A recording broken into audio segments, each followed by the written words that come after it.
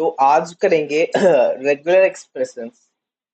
Regular expression समझने के लिए अगर स्ट्रिंग मैचिंग क्या होता है, पैटर्न मैचिंग क्या होता है, इसका थोड़ा सा अंडरस्टैंडिंग होना चाहिए। ठीक है। तो रेगुलर एक्सप्रेशन क्या होता है? रेगुलर एक्सप्रेशन या रिजेक्ट्स, रिजेक्ट्स भी बोलते हैं, एक सीक्वेंस ऑफ कैरेक्टर्स होते हैं जिसका यूज किया जाता है एक सर्च पैटर्न बनाने के लिए। ठीक है। ये एक अजीब सा दिखने वाली चीज होती है जो कि देख के लगेगा कि आपका कुत्ता या बिल्ली आपके कीबोर्ड पे चल गया था, तो कुछ वो जो टेक्स्ट बनता है वैसा तो कुछ दिखाई दे रहा होता है। ठीक है। इसका काम होता है पैटर्न मैचिंग बनाने के लिए। यहाँ एक एग्जाम्पल है, इस एग्जाम्पल को भाव ना दें। ये पीपीटी आज हम पीपीटी जैसे ही रखेंगे। आज हम तुम लोग को लेकर चलेंगे असली दुनिया के सैर पर। एक साइट है रिजेक्सर। ठीक है, इसको करिए खोलेंगे और इस पे आपकी जिंदगी में आसानियत आएगी। ठीक है, तो इसके अंदर लिखा जाता है रिजेक्ट्स। ठीक है। एंड हम लोग का बेसिक से लिख के स्टार्ट करते हैं। तो ये होता है एम्प्टी रिजेक्ट्स और इसका टेक्निकली कोई वैल्यू नहीं होता है। ठीक है, तो हम अब इसके अंदर कुछ चीजें लिखेंगे और तुमको इसके नीचे ये जो टेक्स्ट लिख रहा है इसमें ये चीजों को मैच कराया जा रहा है ऑन द सेम टाइम। अगर हम ए लिखते हैं तो इस टेक्स्ट के अंदर जितना भी ए है वो सारा का सारा ए हमको मिल जा रहा है। बात समझ में आ रहा है? अगर हम ए एस सर्च किए तो इस वॉज का ए एस आ रहा है। वेर एज अगर हम ए टी सर्च किए तो या क्रिएटेड का ए टी, मैचेस का ए टी, और क्रिएट का ए टी, शीट सीट के ए टी, पैटर्न्स के ए टी, ये सब आ रहा है।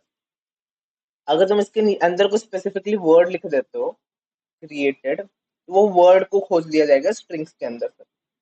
ठीक है। अगर क्रिएट लिखे तो ये दो दो वर्ड्स मिल गए जो कि दे रहा है हमको जो कि स्ट्रिंग के अंदर ये दो मैच कर रहे हैं। जैसे सिंपली अगर कोई वर्ड मैच कराना है किसी बड़े से स्ट्रिंग में तो हम लोग यूज करते हैं ऐसे दो फॉरवर्ड स्लैशेस के बीच में वो वर्ड को लिखेंगे। और देखो इसके पीछे जी होता है। जी का मतलब क्या होता है? ग्लोबल। ये एक ग्लोबल फ्लैग है जो पास कर रहा है। अगर हम इस फ्लैग को ऑफ कर दें यहाँ से, ठीक है, उसका मतलब ये होता है कि इसे पहला वो मैच जो होगा वो रिटर्न करेगा। whereas अगर जी ऑन रहेगा तो ये मल्टीपल चीजों को मैच करके वापस करेगा। उसके अलावा एक और इम्पोर्टेंट फ्लैग होता है केस इनसेंसिटिव। इसको ऑन कर देंगे तो कैपिटल ए और स्मॉल ए दोनों का बराबर वैल्यू है। तो ये बगल में मेरे खुला हुआ है एक चीट शीट, इसका ही हेल्प लेंगे बताने के लिए हम। तो बैकवर्ड स्लैश डब्ल्यू होता है एक पूरा का पूरा वर्ड। ठीक है, अगर हम बैकवर्ड स्लैश डब्ल्यू लिखेंगे तो ये सारा का सारा वर्ड मिल रहा है। ये वर्ड, ये वर्ड। ठीक है, मतलब सॉरी नॉट वर्ड, मतलब बेसिकली एक एक ये मिल रहा है इंडिविजुअल लेटर्स। ठीक है। अब हम इसको क्या कर सकते हैं? अगर हम इसके यहाँ पे डी लिखते हैं तो डिजिट्स मैच करेगा, लेकिन पॉइंट ये कि इसके अंदर कोई डिजिट नहीं है। ठीक है। और यहाँ पे डिजिट लिख दिया 1 और यहाँ पे आके डिजिट लिख दिया मान लीजिए 2 या 3, तो ये चीजें मैच कर रही है क्योंकि यहाँ पे हम स्लैश डी लिखे थे। स्लैश डब्ल्यू स्लैश डी समझ आया? स्लैश एस होता है हाँ। White spaces, space. ठीक है, न्यू लाइन्स नहीं, स्पेस। वो ठीक है, डॉट्स क्या दिखा रहा बीच में? वो स्पेस है, वो दिखने के लिए दिखा रहा है कि हाँ एक स्पेस है, ऐसा सिनेरियो। ठीक है। लेकिन सबसे इंपॉर्टेंट चीज ये है डॉट। डॉट मतलब होता है सब कुछ एक्सेप्ट न्यू लाइन के। सब कुछ, स्पेस भी, लेटर्स भी, नंबर्स भी, हर चीज। ठीक है, ये काम होता है डॉट का। डॉट मतलब एवरीथिंग। मतलब अगर हम इसके बाद अब जाकर के लिखते हैं ठीक है, रेंज दे सकते हैं हम लोग। ठीक है, अगर इसके अंदर ए लिखते हैं, बी लिखते हैं, सी लिखते हैं, ठीक है, इसके अंदर स्क्वायर ब्रैकेट के अंदर बेसिकली सिनेरियो क्या है? इट इज लाइक और है इन तीनों के बीच में, तो कोई भी इनमें से एक है तो रिटर्न कर देगा। यहाँ पे ए है तो रिटर्न कर दिया, सी था तो रिटर्न कर दिया, बी था तो रिटर्न कर दिया। तो इन चीजों के अंदर जो कुछ भी लिख रहे होते हैं ये रिटर्न कर रहा होता है। ठीक है। वेर एज अगर इसके आगे जाकर के हम ये लगाते हैं तो वो क्या करेगा? वो छोड़ के और जो कुछ भी है रिटर्न कर देगा। वेर एज हम लोग चाहते हैं कि रेंज दे सकते हैं A to Z दे दिए तो सारा का सारा कैरेक्टर्स हो गया सिलेक्ट। लेकिन एक बार क्या दिख रहा होगा, कैपिटल आर नहीं हुआ, कैपिटल टी नहीं हुआ, एड्स नहीं हुआ, यानी कि capital small A to small G दिए हैं तो सारा small A to small G के रेंज के अंदर जो भी चीजें हैं वो चीजें आ रही होगी। पर अगर हम यहाँ पे कैपिटल ए से कैपिटल जी दें तो जितने भी कैपिटल लेटर्स है वो सारे रिटर्न हो रहे हैं। अच्छा, यहाँ पे अगर तुम वो जो फ्लैग्स दिया हुआ है उसमें उसको कुछ एडजस्ट करके वैसा नहीं हो सकता है कि सारा आ जाए, अपर केस लोअर केस को हाँ, तो ए कंपेयर। स्लैश जी ऐसे लिख सकते हैं कि दोनों लिख दिए। तो होता क्या था बताया था ना, साथ में लिखा रहेगा तो और हो जाता है, तो ये और ये, ठीक है। हम्म। और डॉट बता दिए थे, स्लैश डॉट बता दिए थे, एस्केप कैरेक्टर है कि डॉट लिखेंगे तो ये होता है, और एस्केप होता है। बेसिकली जो चीज भी होता है अगर आपको उसको इंडिकेट करना है तो बैकवर्ड स्लैश लगाते हैं।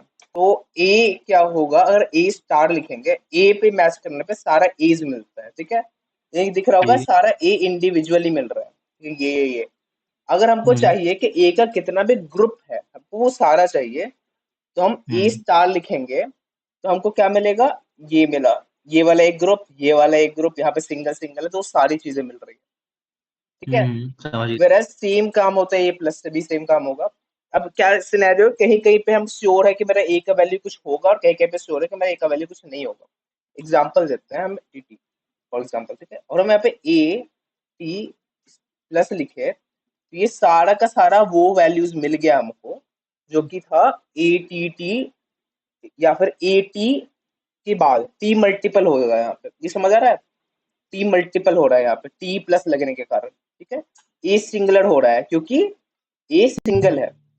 अगर हम यहाँ पे, ये दिख रहा होगा इसके कारण यहाँ पे टी टी टी जो है वो मैच नहीं कर रहा है, बिकॉज इसके आगे ए जो है वो सिंगल होना जरूरी है। लेकिन ये जो तीन टी है, अगर हम्म। हमको इसको अब दिखवाना है वैल्यू, या फिर हमको double A T T T लिखा हुआ है, या हमको इसको पूरा का पूरा सिलेक्ट करवाना है, तो तुम लोग के अकॉर्डिंग में आप क्या लिख सकते हैं। A star T plus. ठीक है, तो ये वाला भी पूरा सिलेक्ट हो गया, ये वाला तीन सिलेक्ट हुआ। तो ये हुआ क्या कि अब हम क्या चाह सकते हैं, क्या एक अगर सिंगल अक्रेंस भी हो तो चलेगा, एक अक्रेंस ना भी हो तो चलेगा, लेकिन एटलीस्ट एक टी का अक्रेंस होना चाहिए।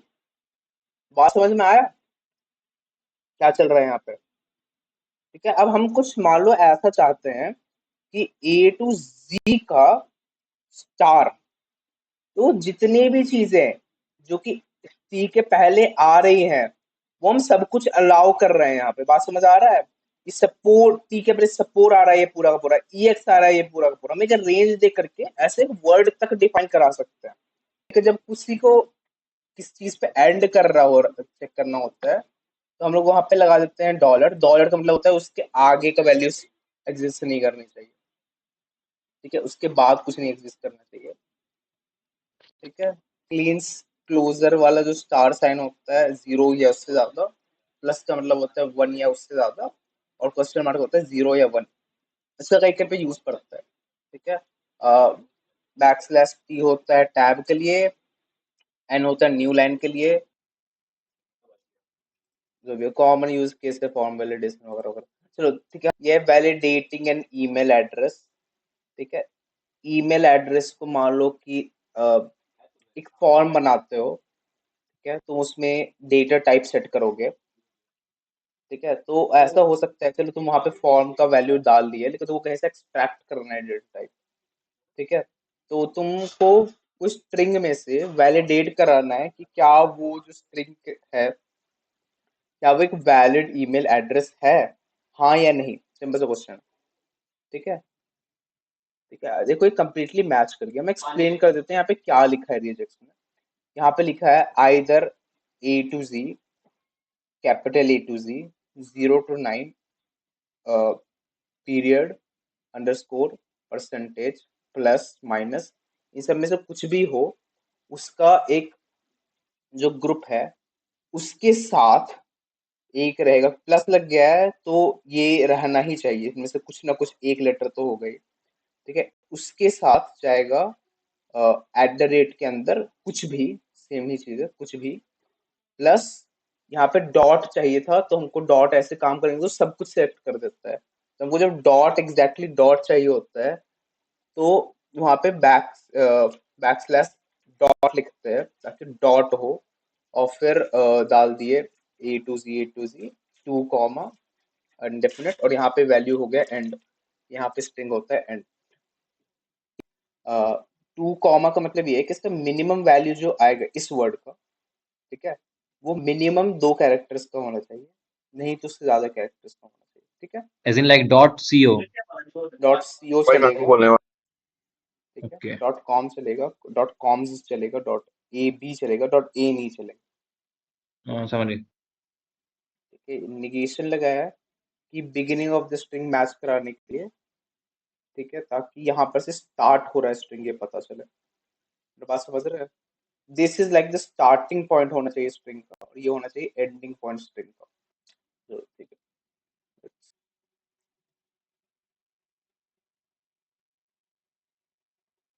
ठीक है, तो हम करके दिखाते हैं एक एक्सप्रेशन को। मान लो एग्जांपल, लेट्स सपोज कि ये स्ट्रिंग है str, इसके अंदर लिखा हुआ है A B C,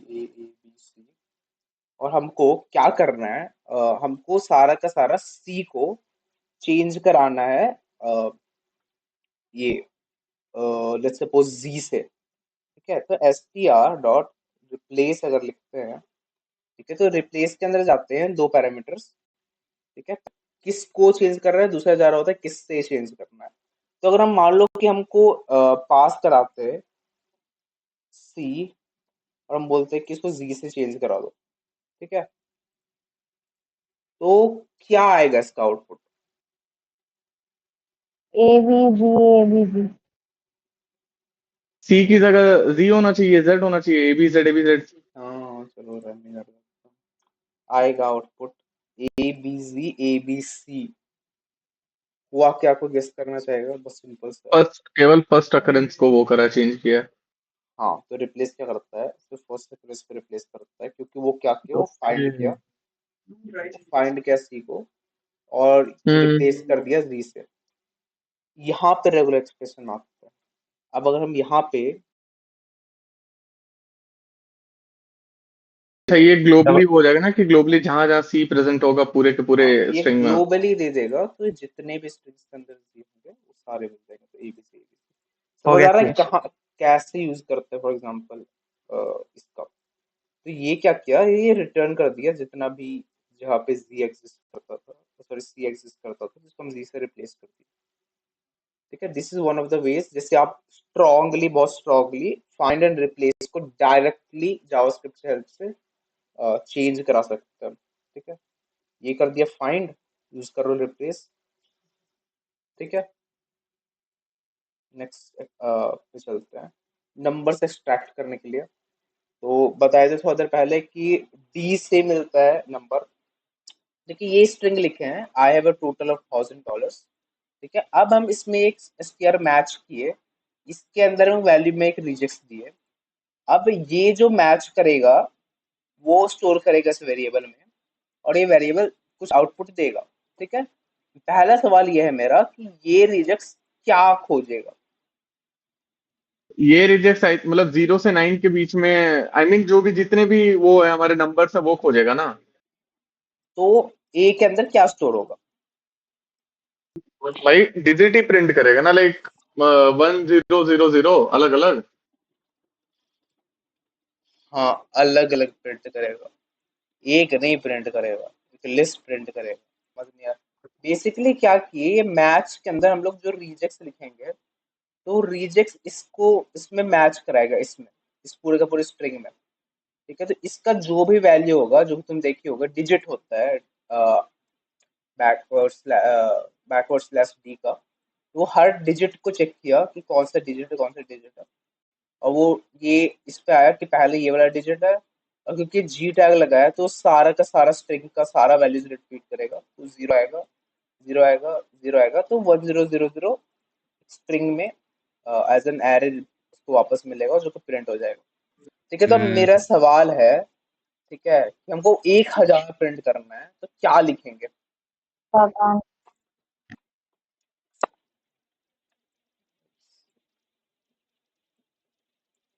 तुमको एक वर्ड बनाना है ना पूरा का पूरा। डी प्लस से हो जाता, डी स्टार से होता क्या?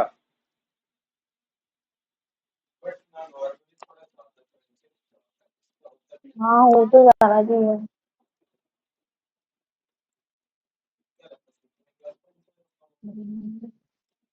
नहीं हुआ ना, क्योंकि स्टार खाली भी लेता है, तो सारा एम्प्टी एरेस को ले लिया कंसिडर कर हम्म, लिया, इसका आंसर प्लस किए। इनफैक्ट तुम ये भी बोल सकती थी कि ये हटा करके यहाँ पे 1000 लिख दो, ये भी वैलिड रिजेक्ट्स है। 1000 तुम हम तरीका बताए, ऐसे स्ट्रिंग मैचेस करा सकते हो, ठीक है, सर्च फाइंड कर सकते हो, और वैलिडेशन करा सकते हो, ये बहुत इंपॉर्टेंट चीज है, ठीक है। ठीक है, ओवरऑल जो रिजेक्ट्स होता है वो हम लोग क्या करते हैं, बैक एंड में यूज करते हैं, ज्यादा फ्रंट एंड में यूज होता नहीं है। होता भी है तो जैसा बोल रहा था स्लग्स वगैरह में होता है यूज, तो थोड़ा मोड़ा तो तुम लोग उतना ना भी पता हो तो बेसिकली ये चीजें क्या कर रहे हो उसका अंडरस्टैंडिंग भी हो, ठीक है। क्विज वगैरह कर लेना, आज का प्रोजेक्ट नहीं है।